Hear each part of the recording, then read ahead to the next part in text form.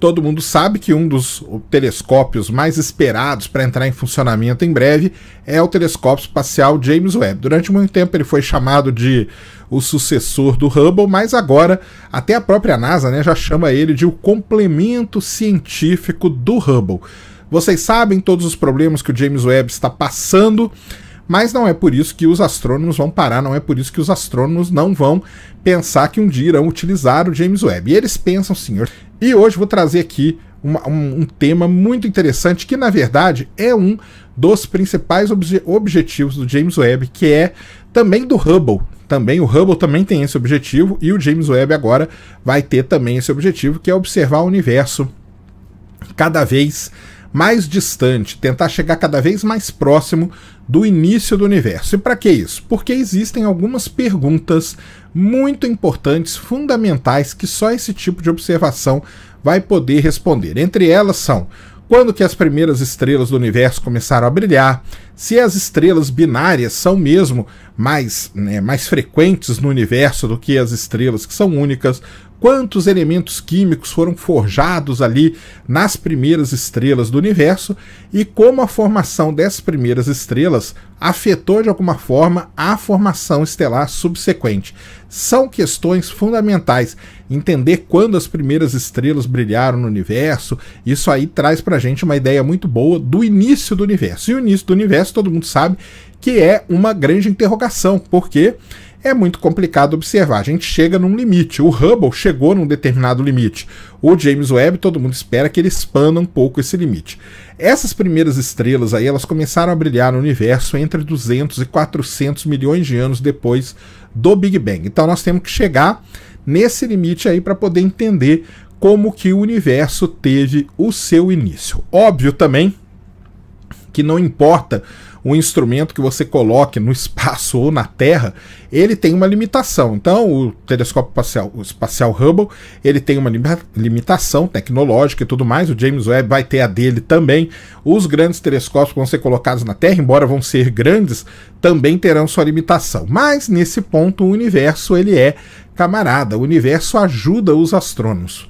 Vocês já sabem como, já devem imaginar, que é através das lentes gravitacionais. Então, a aplicação de lente gravitacional para expandir, digamos assim, o limite dos telescópios é algo que já está sendo muito usada. Por exemplo, graças a lentes gravitacionais é que o Hubble conseguiu identificar a galáxia mais distante do universo até hoje. Graças à lente gravitacional é que o Hubble conseguiu identificar aquela estrela solitária, a Ícaros, que até hoje é a única solitária ali identificada, ou seja, mais distante, né? Estrela solitária já identificada, ou seja, a lente gravitacional é uma bela ferramenta, uma ferramenta natural, que funciona daquela maneira, como vocês já sabem, né? Você tem ali uma grande massa, né? Pode ser um aglomerado de galáxias, pode ser até aglomerado estelar, pode ser uma grande concentração de massa localizada entre você, o observador, e o objeto lá distante que você está observando. Por exemplo, uma estrela primordial do universo. Então você tem entre a estrela e o observador, que pode ser o telescópio espacial James Webb, o Hubble ou algum na Terra, você tem uma grande concentração de massa. Essa concentração de massa, seguindo ali toda a teoria da relatividade, ela distorce a luz, e ao distorcer a luz ela dá uma amplificada na imagem da estrela que está mais distante. Com isso é como se ela estivesse aproximando aquela estrela, e os pesquisadores conseguem então estudar. Então isso basicamente é a lente gravitacional. Você precisa ter esse alinhamento. Se ele for perfeito, é excelente, mas às vezes não é um alinhamento perfeito, às vezes é um alinhamento meio de lado e tal, tem um ângulo aí entre essas coisas que também não tem problema. Quando você tem um certo ângulo, quando você não tem um alinhamento perfeito, o poder, digamos assim, de ampliação de uma lente gravitacional típica é entre 10 e 20 vezes. Então ela consegue pegar a luz de um objeto que está lá distante e aumentar ela entre 10 e 20 vezes. Isso é uma lente gravitacional típica. O grande problema é que essa lente gravitacional normalzinha, típica aí que a gente tem quando não se tem um alinhamento perfeito, ela não é suficiente, por exemplo, no caso do James Webb, para estudar as primeiras estrelas do universo. Não é suficiente esse aumento. Com esse aumento não é possível.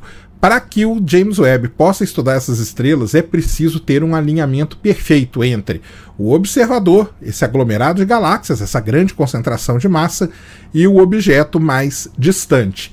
E aí é que entra o Hubble. O Hubble, durante todo esse tempo que ele está em operação, ele trabalhou muito nisso, em selecionar aglomerados de galáxias excelentes para funcionar como lentes gravitacionais. Existe o projeto Frontier Fields, onde 7 grandes aglomerados de galáxias já foram selecionados, e além disso existe um aglomerado de galáxias chamado El Gordo, um grande aglomerado de galáxia que tem esse alinhamento perfeito com o observador.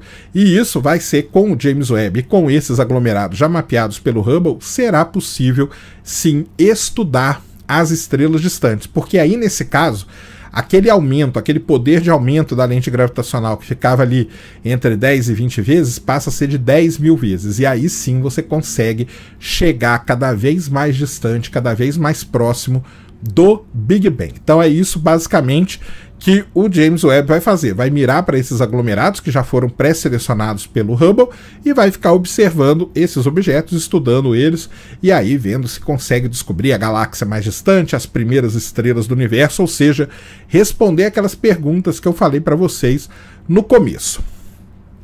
Se tudo isso já não fosse sensacional, porque estudar as primeiras estrelas do universo é realmente espetacular, os pesquisadores, um grupo de astrônomos, na verdade, né, o que ele fez? Eles fizeram aí trabalhos teóricos, né, com o poder de ampliação, pegaram aí as especificações do James Webb, esses aglomerados de galáxias, e começaram a estudar e tudo mais. Então chegaram à conclusão que é possível estudar as primeiras estrelas, mas que é possível estudar discos de acreção em buracos negros. Existem buracos negros que são em sistemas binários, ou seja, ele está puxando matéria da sua estrela companheira. Esse fato dele puxar essa matéria gera ao redor do buraco negro o que a gente chama de disco de acreção. E o James Webb, usando lentes gravitacionais, vai com esse poder de ampliação, vai conseguir observar esses discos de acreção, o que é sensacional para os estudos de buracos negros. Isso acontece porque quando o buraco negro está consumindo uma estrela, o brilho dela, ela brilha por muito mais tempo do que, por exemplo, uma estrela nova no universo, para vocês terem uma ideia. Porque uma estrela nova no universo, ela nasce, ela é muito grande, ela nascia e logo ela morria. E esse processo todo de consumir uma estrela companheira demora muito mais. Com isso você gera mais fótons e o telescópio funciona com fótons. Então você consegue captar isso antes dessa matéria cair no buraco negro, que fique bem claro, porque depois que ela cair não tem como mais. Mas enquanto ela está ali no disco de acreção, o James Webb terá essa capacidade.